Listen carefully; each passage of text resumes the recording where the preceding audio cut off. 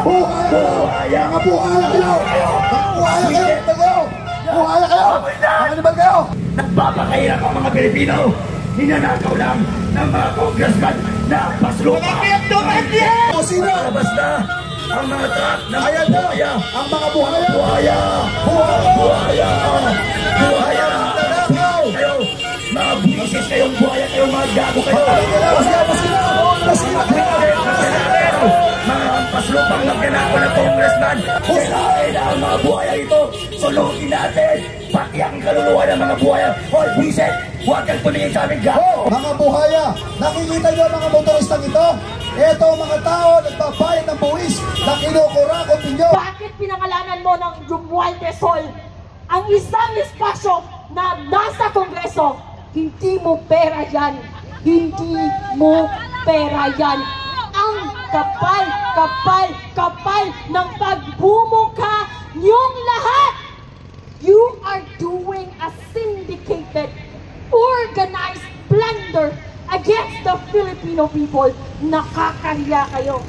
Ayokong maging Filipino dahil kung kayo lang ang halimbawa ng pagiging Filipino, mas mabuti na lang na hindi ako maging Filipino. Nakakahiya kayo. Habang ang mga tao, ang mga ordinaryong tao ay nagtitiis, pumipila sa mga barangay health center na walang gamot. Kahit paracetamol, sasabihin ni Kapitan, walang budget. Walang budget kasi ninanakaw. Binibili ng private jet ni Martin Romualdez. Binibili ng Hermes ni Claudine ko. Binibili ng Balenciaga ng mga inang nepo wife and nepo mistresses nyo. Mga ang hirap magtrabaho. Kami mga, it's not an excuse, it's not an advantage to say that ang Pilipinas is mahirap. Mahirap ang Pilipinas dahil lazy ang mga big. That's not true. Take a look around. Kahit yung mga tao doing a manual labor, kahit yung mga drivers, kahit yung mga jeepney drivers, kahit yung mga nagbibenta sa bangketa, they double time to earn a few hundred pesos, to pay taxes, to contribute sa mga lavish lifestyle ng mga nang nasa Kongreso. Yes! Sa mga Pilipino, I urge you, sa mga dumadaan dito, magsalita kayo, makisali kayo, makilahok kayo. Walang dilawan dito, walang kakamping, walang Duterte supporters. We do not need you to be anything. We just need you to be a Filipino, standing for accountability, standing for responsibility of securing our future. Kasi kapag wala kayong gagawin ngayon, wala nang bukas ang Pilipinas dahil ninanakaw nila. Walang bukas ang Pilipinas para sa atin, para sa mga anak nyo, at para sa mga anak na anak nyo. Can you imagine? We're still paying the interest of utang coming from Marcos Sr. And here we are right now. We're gonna pay again for the debt of the Philippines because of their plunderers in the House of the Representatives, in the Senate, and on the executive branch, Mr. Marcos. Ang kapal-kapal ng mukha nyo, ang daming Filipino.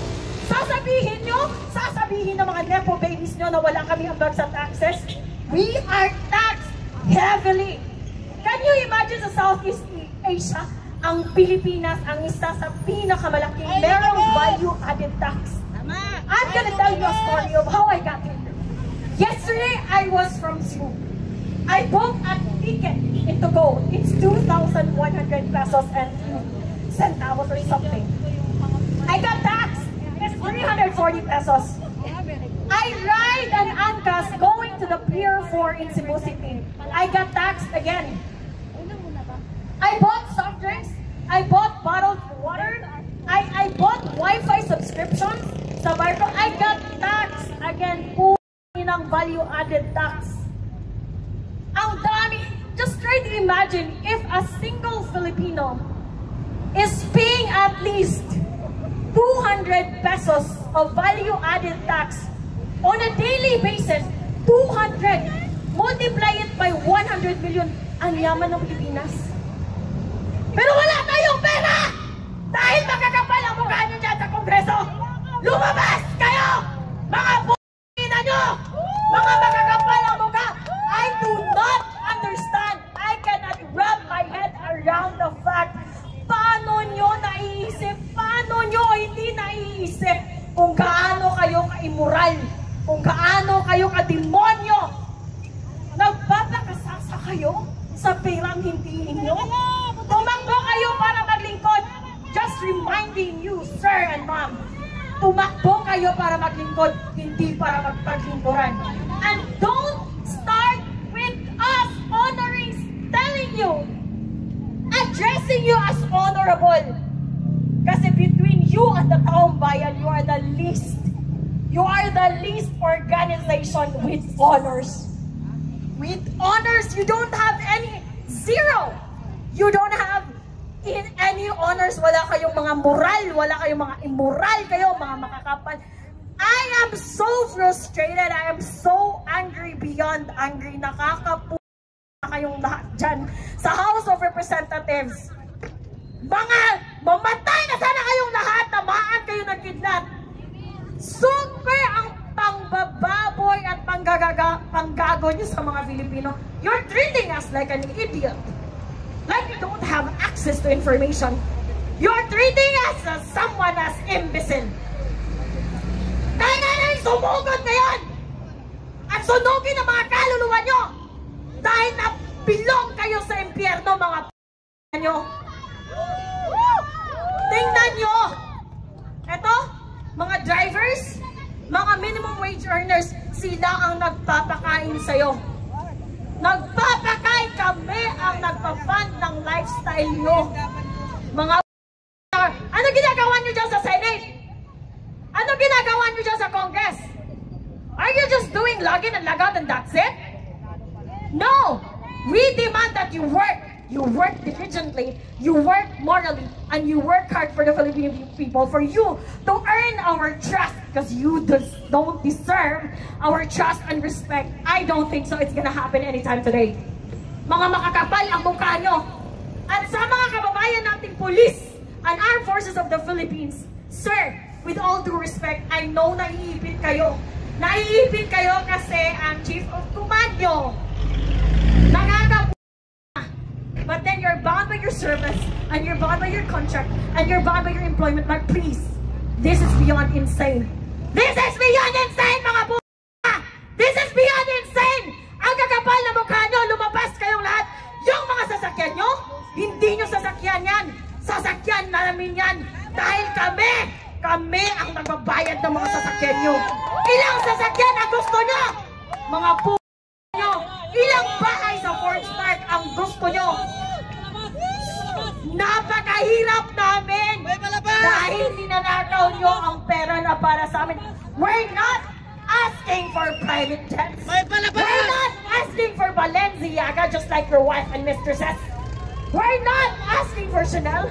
We're not asking for abroad, travel abroad, in Europe, in Edinburgh, in Scotland, in Italy, in Paris. We don't want that. We just want the basic services. Hospital, working hospitals with medicines and with working medical professionals.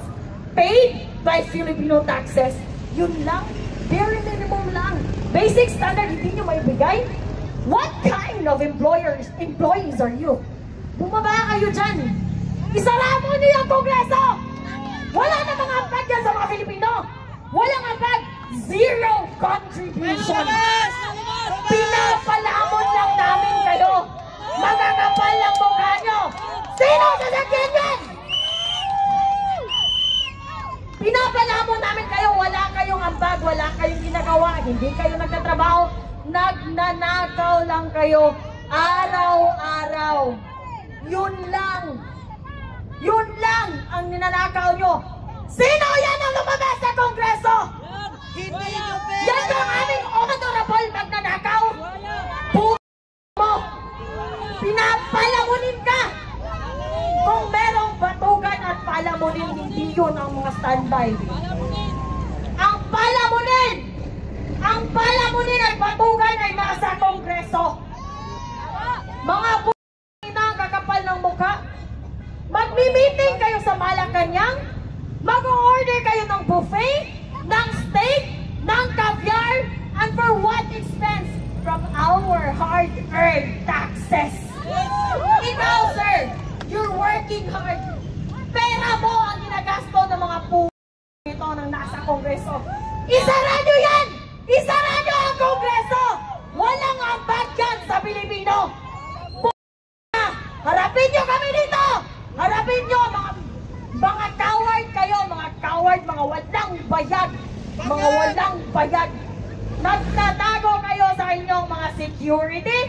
Nagtatago kayo sa House of Congress. That is our hard-earned. That building, we paid for that. Those cars, we paid for that. Maybe even the air you breathe, we paid for that. The very least that you can do is to provide the basic services for ordinary people. Yet, you are so incompetent that you don't know how to do that. Para kayong kaklase ko nung elementary. Andun sa klase, hindi nakikinig, bobo na nga, hindi pa nag-aaral, pumupunta lang sa paaralan para sa baon. Bakit ganyan ang mga kongreso natin? Bakit ganyan ang mga congressman natin, mga puto? Hindi nyo pera yan! Ito ang pag-iusap ko sa mga kababayan ko. Dalawa, I have two requests from my fellow Filipinos. Una, please, let's have a fucking standard when it comes to voting. Tingnan nyo si Lito Lapid. Quiet as a mouse. Tingnan nyo si Risa Ontiveros. Diba? Ang ingay. Nakakarindig. Pero flood control projects, she's quiet as a fucking mouse. Okay? Eto, viral to na video. Tito Soto, my God, dear, I'm here. I'm finally here, Tito Soto! I'm here! And I'm gonna say it again. What makes you qualified to become the Senate President?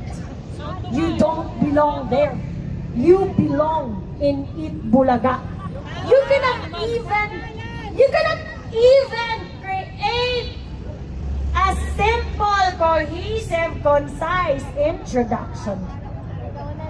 How are you gonna enforce, amend, approve laws? Being a politician is very technical. It's being very technical. Kapag bobo ka, umalis ka na dyan. Well, anyway, sabi nga nila, intelligence is limited.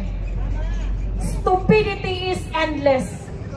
Unfortunately, meron tayong endless supply of stupidity both in the House of Congress and in the Senate and in the executive branch.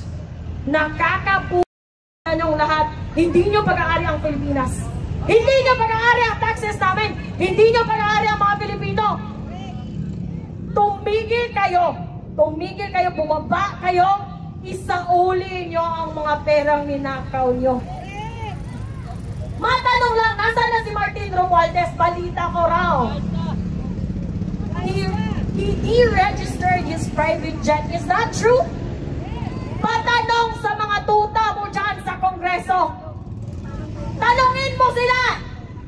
Pakitanong sa mga tuta ni Martin Romualdez dyan sa Kongreso. Where is your boss right now? Did he go abroad with his stolen money? And he's not gonna come back here? Ito, tandaan mo, Martin Romualdez, we will not forget.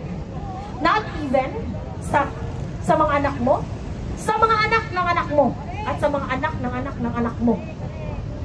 It will be an awesome reminder of the dark history of the Philippines that once upon a time, we have a lame duck sitting idiot president controlled by this evil House Speaker Martin Romualdez, aided and supported by his mini crocodiles at the House of Congress, supported by the senators na walang magawa sa buhay kundi naging achievement ang pagsisisi, paninisi sa previous administration. Wala na ba kayong achievement na iba? Yun lang? Ganon kayo ka-incompetent? Like even a simple person, ordinary person can see through all your evil intentions, can see through all your stupidity, the maneuvers, the cover-ups. We see through it all. Hindi kami bobo, mga puto.